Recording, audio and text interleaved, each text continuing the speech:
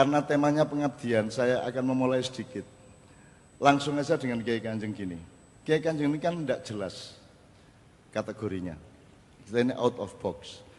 Kita pentas saya kira tidak bisa ditandingi jumlahnya dan skala wilayah yang dijajah oleh Kiai Kanjeng dibanding grup apapun. Jadi kita sudah ke 20, hampir 30 kota-kota besar dunia. Kalau di Indonesia kita sampai gunung mana, alas endi, desa endi kita sudah jajah semua. Sampai 4038 kali itu. Betul-betul sudah masuk kemana-mana. Tapi kan tidak ada dalam catatan musik Indonesia, tidak ada Kiai Kanjeng. Padahal musiknya macam-macam. Jazz, blues, sholawat, Umi Kulsuman, keroncong, langgam, Cino, Barat, sembarang. Loh, ngapain tau Kiai Kanjeng kok bikin musik macam-macam? Loh, karena kita mengabdi kepada orang yang di depan kita. Kalau kita ke Tasikmalaya ya kalau selawat Badar kalau bisa lagu Sunda kan begitu. Kalau kita ke Maroko ya kita menyesuaikan diri dengan masyarakat Maroko. Kalau kita ke Aljazair ya kita pakai selawat Nariyah. Kalau kita ke Mesir, Alexandria ya kita pakai burda. Dan kita harus bisa burda. Kita terbangan burda di Alexandria. Kalau kita ke Itali, ke Vatikan, kita pentas di Vatikan ya tak bikinin lagu yang katanya itu lagu gereja. Padahal ya bukan, nggak ada lagu gereja. Yang ada itu lagu barat apa lagu timur. Kalau barat itu sol mi sa si do re mi fa sol. Kalau Jawa itu jiro patmo.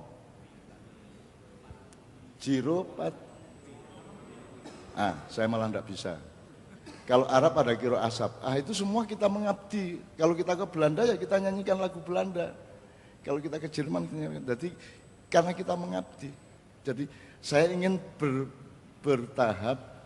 Mari kita cari supaya kita ini lebih nikmat dan gembira di dalam mengabdi. Ayo kita cari wacananya dari mana aja. Bisa dari kebudayaan mbah-mbah kita, bisa dari agama kita, bisa dari ilmu-ilmu modern dan lain sebagainya. Kalau yang paling gampang,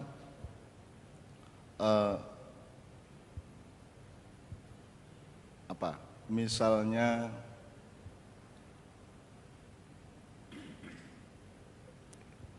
karena kita menyebut Al-Musahim tadi yang Maha Esa. Jadi Tuhan itu menurut sampean bikin sampean itu untuk apa? Tuhan itu bikin saya itu untuk apa? Saya boleh nggak berlaku semau saya ataukah saya berlaku seperti yang bikin saya? Kalau sampean lukisan, sampean menjadi seperti yang dimau pelukisnya atau lukisannya ngarang dewe? Warnanya, cuatannya, luasnya yang digambar apa itu ngikut pelukisnya apa ada lukisan yang melukis dirinya sendiri? Kan aslinya kan ikut pelukisnya. Aslinya kan begitu. Kita sebagai manusia ya aslinya itu yang ngikut sama penciptanya. Tapi ya saya tidak nuntut-nuntut juga enggak ya enggak apa-apalah. Enggak ada masalah. Itu urusan sama Anda sama Tuhan bukan sama saya. Jadi saya tidak berani mengharamkan, menghalalkan, mengkritik yang enggak berani saya karena Anda kan, saya tidak punya hak apa-apa atas Anda semua. Yang punya hak atas Anda itu Tuhan, yang punya saham atas hidup Anda. Nah, kalau Tuhan bilang, Pak Muhajir, tidak ada peluang untuk tidak mengabdi dalam hidup manusia. Tidak ada satu detik, tidak ada siang, tidak ada malam, tidak ada sore, tidak ada pagi, kecuali mengabdi. Ayatnya sangat jelas. Wa ma khalaqtul jinna wal insa illa liya'budun. Ini kalimat di MMD apa? MD apa DM ini? Kalau bahasa Indonesia. Jadi kalimatnya yang wajar gini, saya menciptakan jin dan manusia untuk supaya mengabdi kepada saya. Itu MD apa DM, Pak? Kalimatnya Tuhan enggak gitu. Saya tidak menciptakan jin dan manusia kecuali untuk mengabdi kepada saya. Kalau kalimat yang pertama kan ada peluang untuk tidak mengabdi. Asal mengabdi, selebihnya boleh tidak apa-apa. Tapi kalau yang kalimat kedua kan tidak boleh ada apapun yang sifatnya tidak mengabdi. Maka kata-katanya wa ma khalaqtul jinna wal insa illa liya'budun, pakai kecuali. Saya tidak ciptakan manusia dan jin duluan, jin dan manusia. Ini juga tolong Anda pelajari kapan-kapan. Kok jin dulu ya? Di semua ayat-ayat itu jin disebut duluan, hanya ada 1-2 ayat yang manusia disebut duluan. Jadi jin itu kakak Anda. kakak Anda. Jadi nanti kita ngomong bareng-bareng lah soal itu. Karena manusia bersaudara, Nur Muhammad, malaikat, jin, setan, kemudian benda, kemudian adiknya lagi benda yang tumbuh, kemudian adiknya lagi benda tumbuh bisa bergerak, kemudian saudara yang bungsu adalah benda yang tumbuh bisa bergerak dan punya akal dan hati nurani.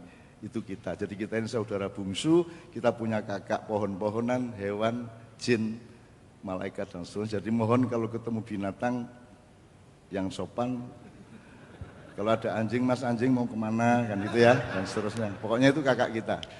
Maka ketika orang sholat, Allahu Akbar itu adalah ketika Anda berdiri itu sholatnya pohon-pohonan. Anda menghayati secara bertahap untuk mendekat ke Tuhan, pertama sebagai benda, maka Anda Allahu Akbar, kemudian Anda menjadi pohon, Anda takbiratul ihram, berdiri, kemudian Anda menjadi menghayati sholatnya binatang, Anda rukuk, kemudian sudah lengkap kebinatangan kita, kepohonan kita, ke botani zoologian kita, kematerialismean kita, kemudian kita menyempurnakan diri dengan keberanian dan kerelaan untuk melipat-lipat badan kita, yaitu sujud.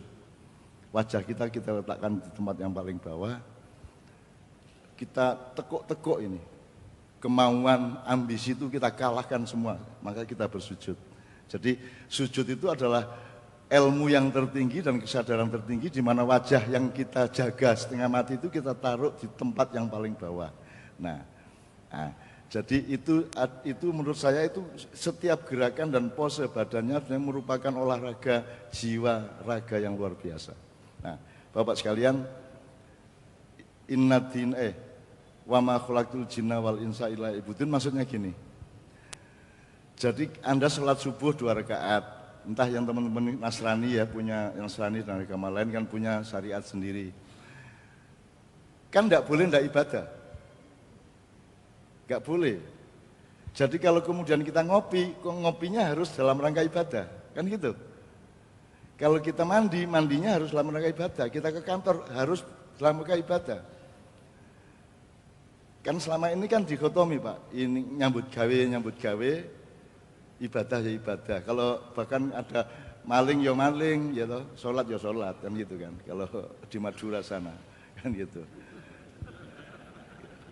Madura ini saya barusan dapat ada lomba lari di Madura Pak. Pesertanya 4 baru nanti finalnya 4. Nah gurunya kan 1, 2, 3 lari, yang satu enggak ikut lari. Lu kamu kok enggak lari Cung? Saya nomor 4 Pak. Sampai tadi kan cuma bilang 1, 2, 3. 4-nya enggak disebut ya saya enggak lari Pak. Oke, menggok didik. Nah, oke. Jadi Bapak sekalian, sekarang gini, kita terapkan. Ada beberapa wacana tentang pengabdian atau gini, tambahin sedikit yang sehari-hari. Bahasa Jawanya saya itu apa? Aku. Kulo. Kulo itu kan singkatan dari kawulo, orang yang mengabdi. Saya dari sahaya. Jadi kita orang timur itu selalu meletakkan diri sebagai orang yang mengabdi. Saya, kawulo, dalem, ya, selalu meletakkan diri sebagai orang yang mengabdi. Sekarang kalau kita pakai ilmu yang agak lebih tinggi. Dan hari ini saya mendapat ilmu alhamdulillah dari Kemendiknas 1 yang selama ini belum pernah saya pikirkan.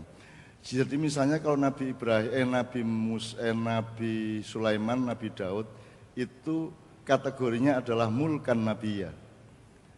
Nabi yang raja.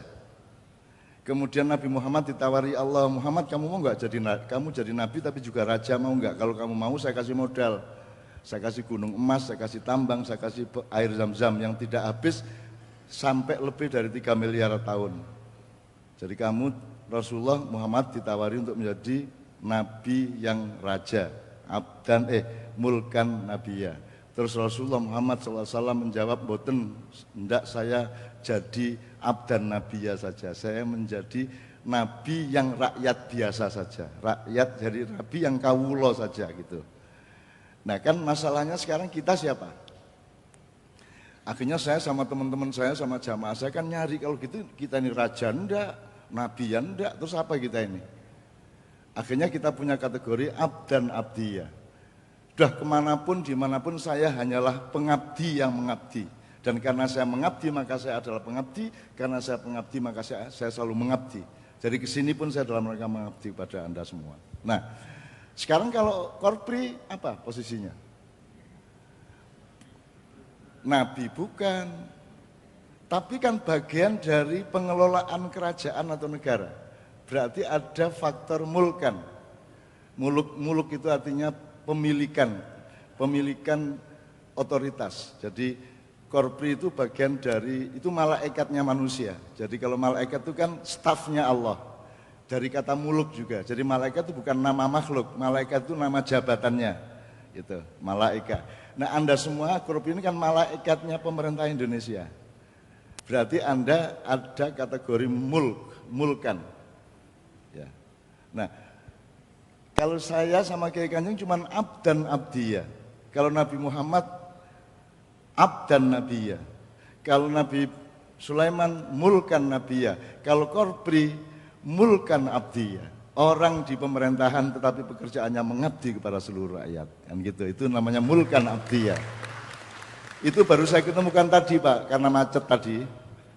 Dari Cibubur macet terus mikir-mikir, oh ini konco-konco ini mulkan abdiyah. Orang yang bekerja untuk kerajaan dalam tanda petik, untuk birokrasi, tapi pekerjaannya adalah mengabdi kepada rakyatnya. Maka kategorinya mulkan abdiyah. Penting apa tidak, mudah-mudahan itu bisa menambah dorongan kita untuk mengabdi. Karena tidak ada satu detik pun yang Anda jalani tanpa pengabdian. Semua harus merupakan pengabdian. Anda tidak mungkin mengabdi sama Tuhan tok tanpa mengabdi, tanpa diaplikasikan kepada yang dimiliki Allah dan yang diciptakan Allah. Tidak mungkin Anda sholat khusyuk tapi Anda tidak menghormati binatang. Karena Allah tersinggung karena binatang bikinan dia. Tidak mungkin Anda, misalnya Anda baik sama Pak Menteri, sama Pak Muhajir, Anda tidak boleh menghina anaknya, menghina istrinya dan tidak menghormati keluarganya. Kalau Anda mengabdi sama Tuhan, maka hormatilah semua makhluk Tuhan. Itulah dasar pluralisme sebenarnya. Jadi pluralisme bukan hanya antar agama dan antar suku, juga antar makhluk. Antar makhluk. Jadi manusia kepada binatang-binatang. Makanya demokrasi sebenarnya kapan-kapan kita kembangkan, kita libatkan binatang-binatang untuk demokrasi kapan-kapan. Nah, iya, itu seperti suku-suku di Sulawesi, di Sunda dulu binatang dilibatkan sapi. Misalnya Rasulullah melibatkan onta untuk menentukan di mana masjid, daripada bertengkar semua, udah lepas onta. Nanti di mana dia berhenti, disitulah masjid. Loh, itu dong, nggak masuk akal. Loh, masuk akal. Rasulullah ngerti bahwa yang dicari onta pasti sumber air. Jadi ontanya berhenti di tempat itu. Demikian juga di suku-suku lah. Di sini kan demokrasinya kan egoisme manusia tok, dianggapnya manusia tok yang berperan. Itu pun manusia ditakut-takutin lagi. Itu loh, enggak boleh pelihara anjing, enggak boleh di rumahnya kalau ada lukisan dan ada patung malaikat tidak mau masuk, kan gitu ya kata Ustadz ya. Nah sekarang saya kasih tahu cara berumur panjang, resepnya apa? Peliharalah anjing di rumahmu sehingga tidak ada malaikat yang mau masuk ke rumahmu sehingga kamu berumur panjang. Awet sampai. Nyenengke. Oke, saya nyicil itu dulu, kemudian gini. Bolehkah saya minta beberapa orang untuk menyanyikan bersama-sama keindonesiaan kita? Jadi cara berpikir kita tentang Indonesia itu juga gini. Selalu kan ada kalimat, Indonesia bukan negara Islam. Indonesia bukan negara Jawa. Tidak salah, tapi menurut saya itu bisa bias. Kalau saya Indonesia itu ya Jawa, ya Sunda, ya Batak, ya Bugis, ya semua. Indonesia itu ya Islam, ya Kristen, ya Buddha, kan itu. Jangan bilang Indonesia bukan Islam, bukan Jawa. Itu kalau diterusin roketnya bisa salah arah kan gitu. Maka teman-teman saling menghormati satu sama lain. Maka kita bikin ada yang namanya komposisi Nusantara. Kita menyebutnya CC Nusantara. Nah, adakah di antara ibu-ibu, bapak-bapak yang bersedia 3-4 orang ikut nyanyi bersama, kita rayakan Indonesia di dalam kebersamaan kita, karena kita mengabdi sebagai orang Indonesia untuk semua manusia Indonesia, tidak peduli Sumatera, Sulawesi, Papua, semua kita hormati sebagai satu saudara, sebagai satu hubungan cinta.